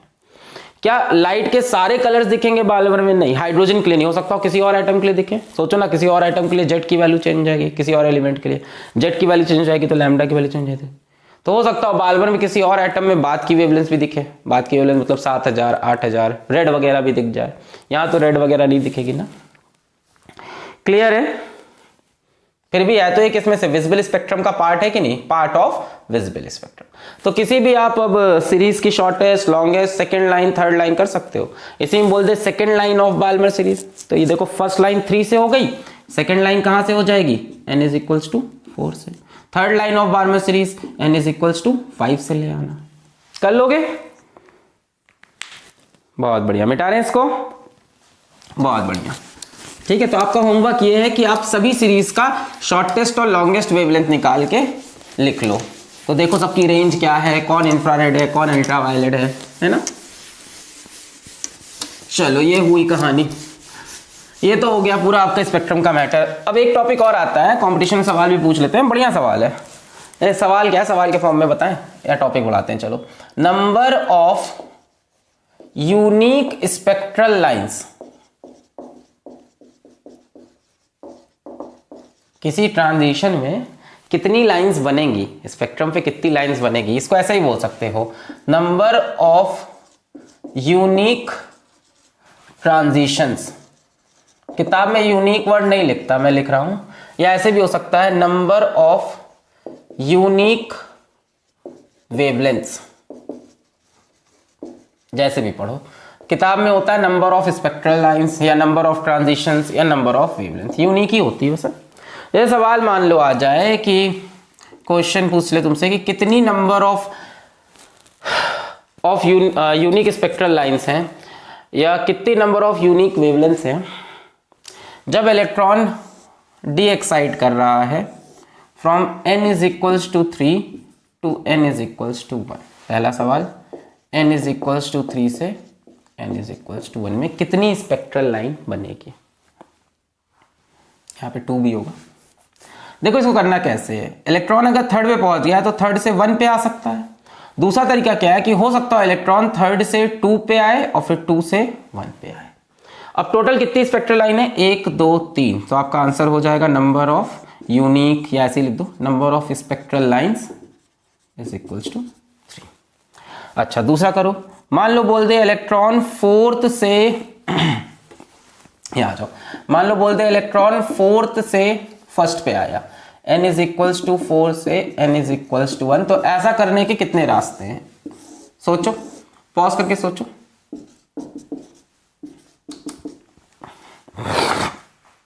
कितने रास्ते हैं सोचो, पॉज करके ट्राई कर लो, पॉज करके ट्राई करो, पॉज करो, ट्राई करो। कितने आए, 6 रास्ते हैं। देखो कैसे, नहीं आया समझ में। एक ये रास्ता, एक ये रास्ता, एक ये, एक ये। अब इसमें आपको ज्यादा गिन रहे हो अभी बताते हैं। एक तो ये वेवलेंथ निकलेगी जब n इज इक्वल्स टू 4 से n इज इक्वल्स टू 1 पे आओगे। एक वेवलेंथ ये निकल सकती है कि 4 से 3 पे आए, 3 से 2 पे आए, 2 से 1 पे आए। एक निकल सकती है 4 से 2 पे, ये ट्रांजिशन कहीं दिख रहा है नहीं, 4 से डायरेक्ट 2 पे, एक की वैल्यू 4, एक की वैल्यू 2 रखी, 1/λ लगाया, एक नई वेवलेंथ की वैल्यू आई, n1 की वैल्यू 2 हो गई, n2 की वैल्यू 4, ये नया लैम्डा निकल आया। बट ये वाला देखो पहले ही गिन चुके हो आप, ये वाला वेवलेंथ तो आप निकाल चुके हो 2 से 1 वाला, तो इसको फिर से काउंट थोड़ी ना करेंगे। जैसे यहाँ पे ये वाला आप पहले से ट्रांजिशन काउंट कर चुके हो 4 से 3, इसकी लैम्डा देखो क्या बोला है, नंबर ऑफ यूनिक वेवलेंथ्स। एक वेवलेंथ 4 से 1 की निकल सकती है, एक हो सकता है 4 से 3 आए, 3 से 2 आए, 2 से 1, तो 3 वेवलेंथ इस तरह की। एक हो सकता है 4 से 2 पे आए, पर 2 से 1 तो हम गिन चुके हैं ना पहले भी, इसको थोड़ी ना फिर से गिनेंगे। इस तरह से इसको नहीं गिनेंगे और इसको गिनेंगे। कितने हुए, 1 2 3 4 5 6, so number of spectral lines 6। अब मान लो हम तुमसे इस तरह से बोल दें कि 5 से 1 पे आया या 7 से 2 पे आया, तो हर बार बनाना पॉसिबल नहीं है, टाइम टेकिंग है ना। अभी 7 से 1 कर दें तो बहुत टाइम लगेगा, या 5 से 1 कर दें तो इतना बनाने का समय नहीं लेंगे। फॉर्मूला आप इसका डायरेक्ट डालेंगे नंबर ऑफ स्पेक्ट्रल लाइंस का, नंबर ऑफ यूनिक वेवलेंथ का। बहुत सिंपल फॉर्मूला है, n2 minus n1 into n2 minus n1 plus 1 divide by 2, खत्म। n2 minus n1 into n2 minus n1 plus 1 divide by 2। यहाँ पे लगाओ n2 क्या हो जाएगा यहाँ पे 3 माइनस n1 कितना है 1, फिर 3 minus 1 plus 1 divide by 2, 3 minus 1 हुआ 2, ये हो जाएगा 3 डिवाइड बाई 2, कितना आया आंसर 3। यहाँ पे लगा लो, समझ लो n2 माइनस n1, n2 जहाँ से आ रहा है किससे आ रहा है 4 से, माइनस n1 हो गया 1, 4 minus 1 plus 1, n2 minus n1, 4 minus 1, फिर प्लस 1 लिखा हुआ है डिवाइड बाई 2, 4 माइनस 1 इज 3, ये हो गया 4/2, 2 2 ज़ा 4 6। क्लियर है। तो इस तरह से आप number of unique spectral line निकाल सकते हो जब n2 से n1 पे जा रहे हो। क्लियर है ये टॉपिक। आपसे बोल दे 5 से 2, तो 5 माइनस 2 3, 5 माइनस 2 3 प्लस 1 4, तो 3 इंटू 4/2, 2 2 ज़ा 4, 3 2 ज़ा 6 ट्रांजिशन उसमें भी है। 5 से 2 बना के भी चेक कर लेना। क्लियर है, मिटा दें, बहुत बढ़िया। ये सारी कहानी हो गई इमेजन स्पेक्ट्रम की। अब आपको मैं एक बार में बताता हूं एब्जॉर्प्शन स्पेक्ट्रम, ज्यादा कुछ नहीं पढ़ना है उसमें।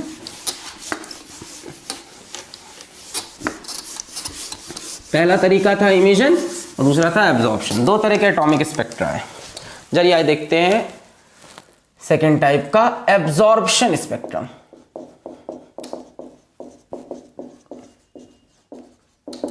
ठीक है, इमेजन में क्या था, एटम्स के अंदर से रेडिएशन निकला था। ये रेडिएशन कहां से आ रहा है, एटम के अंदर से। इलेक्ट्रॉन कूद कर वापस आ रहा है, बिजली चमक रही, बाहर रेडिएशन, बड़ा मजा आ रहा है। एब्जॉर्प्शन में क्या है कि ये कोई लाइट एब्जॉर्ब कर लेगा, गायब कर देगा। देखो होगा क्या एब्जॉर्प्शन में, क्या करेंगे हम, यहां पे हमने गैस ली, हीट नहीं करेंगे इसको हम बिल्कुल भी, यहाँ पे कोई एटॉमिक गैस है, कई किताब में लिख देता है कोल्ड एटॉमिक गैस। कोल्ड लिखने की जरूरत नहीं है वैसे, मतलब सिंपल एटॉमिक गैस है, इसको हीट नहीं किया। और इसको हमने यहां से व्हाइट लाइट दी। क्या दी भाई साहब? ऑर्डिनरी व्हाइट लाइट दी। और फिर यहां से रेडिएशन बाहर भी निकलेंगे, यहां से कुछ रेडिएशन बाहर आए, जो भी बची कुछ लाइट थी वो बाहर आई, सामने हमने प्रिज्म लगा लिया, ठीक है ना। यहां हमने प्रिज्म और यहां हमने स्क्रीन रख दी। ये कहानी अलग है। इमेजन स्पेक्ट्रम में क्या किया था हमने? इसको हीट किया था, इसके अंदर से अपने आप रेडिएशन निकल आई। इसको हमने इलेक्ट्रिक करंट से हीट किया, इसके अंदर से रेडिएशन निकल आई। इमिट कर रहा था एटम, यहां इमिट नहीं कर रहा। यहां हम बाहर से व्हाइट लाइट दे रहे हो, उसकी कोई हीटिंग नहीं कर रहे। जब हमने व्हाइट लाइट दी, हम क्या एक्सपेक्ट करेंगे स्क्रीन पे? हम क्या एक्सपेक्ट करेंगे कि विबग्योर बनेगा, कंटिन्यूअस स्पेक्ट्रम बनेगा, यही तो हम सोचेंगे।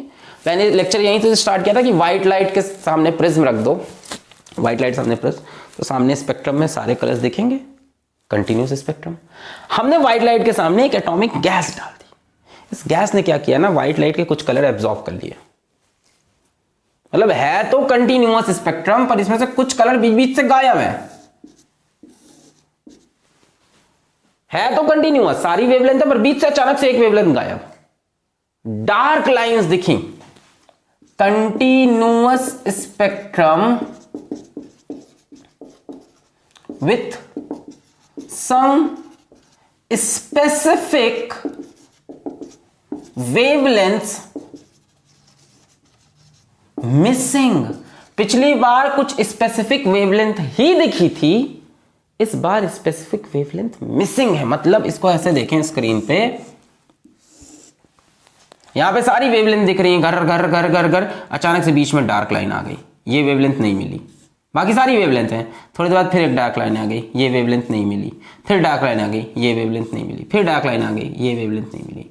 यानी एक कंटिन्यूअस स्पेक्ट्रम है, सब कुछ है, violet, indigo, blue, green, yellow, orange, डंग डंग डंग डंग।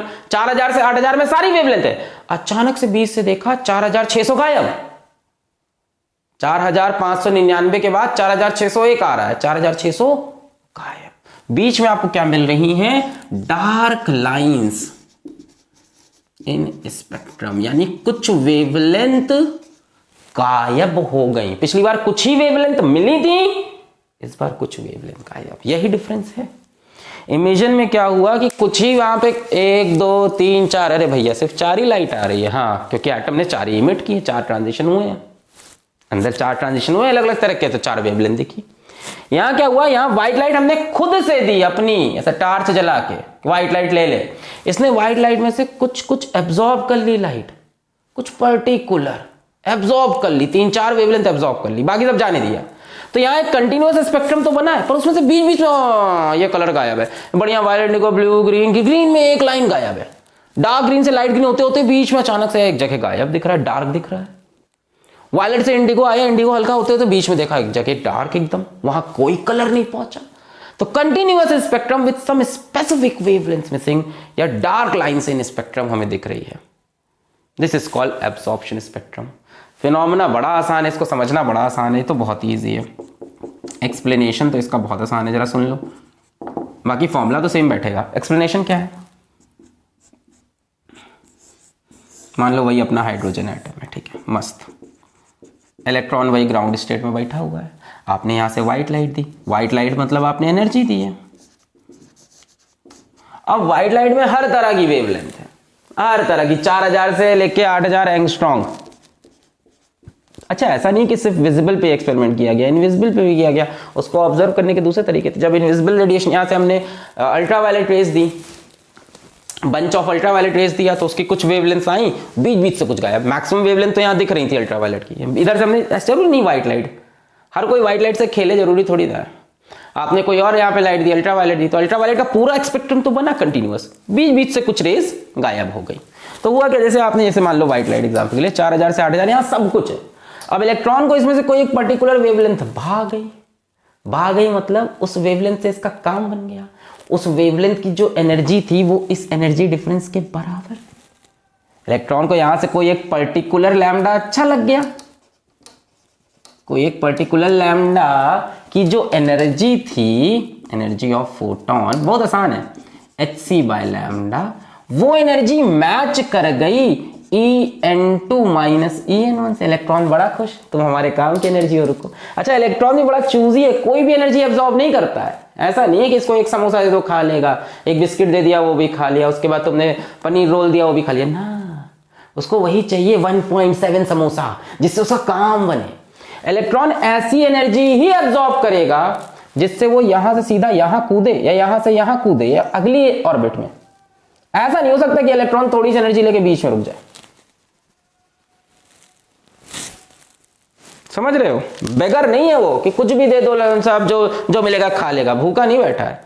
अपने मतलब की वेवलेंथ को खींचेगा, ऐसी वेवलेंथ इसमें से खींचेगा जिस वेवलेंथ के फोटोन की एनर्जी गैप के बराबर, एग्जैक्ट गैप। जैसे मान लो यहां से इसको, ये याद है ना -13.6, ये कितना था -3.4। मान लो इस फोटोन की एनर्जी 10.2 इलेक्ट्रॉन वोल्ट की, पकड़ लेगा, आजा जा जा जा जा जा 10.2 लेके कचक कूद गया। अब क्या हुआ, जब बाहर ये व्हाइट लाइट निकली, बाहर जो ट्रांसमिटेड लाइट निकली, ये जो बाहर ट्रांसमिटेड लाइट निकली, इसमें से कुछ वेवलेंथ गायब हो गई, है कि नहीं?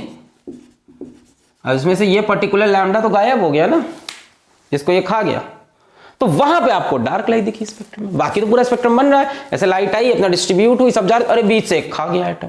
क्यों? क्योंकि इलेक्ट्रॉन उसको लेके जंप कर गया, कुछ पर्टिकुलर वेवलेंथ दिखाएगा। आप समझ रहे हो ना, जिससे यहां से यहां जंप कर सके, या हो सकता है इलेक्ट्रॉन यहां रहा हो, यहां से यहां जंप कर सके, या इलेक्ट्रॉन यहां से यहां जंप कर सके, जिससे वो दूसरे एनर्जी लेवल पे पहुंच पाए। मतलब ऐसे फोटॉन्स या ऐसे वेवलेंथ जिनकी एनर्जी करेस्पॉन्ड करे En2 माइनस En1 को।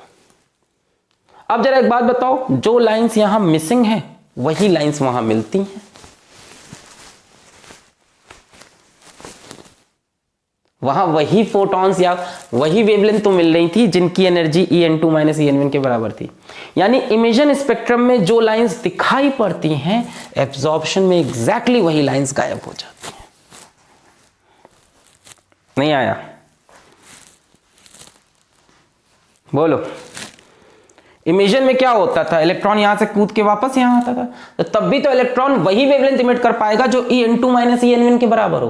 क्या हर तरह की वेवलेंथ इमिट करता था? नहीं, वही इमिट करेगा जो इसके डिफरेंस की एनर्जी से बनती हो, इनके डिफरेंस की एनर्जी से।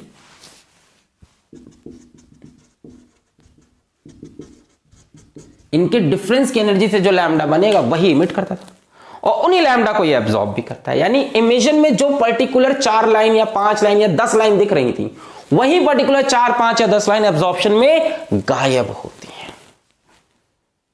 क्लियर है? The specific lambda that appears, the specific wavelengths that appear in emission spectrum, those same wavelengths are missing in, बोलो, absorption spectrum। किसी के इमिशन स्पेक्ट्रम में अगर आपको 4000, उसके बाद 4400, उसके बाद 5000 ये वेवलेंथ मिली हैं, तो उसके एब्जॉर्प्शन स्पेक्ट्रम में ये वेवलेंथ गायब होंगी। सोचना इस पे और सोच विचार करना।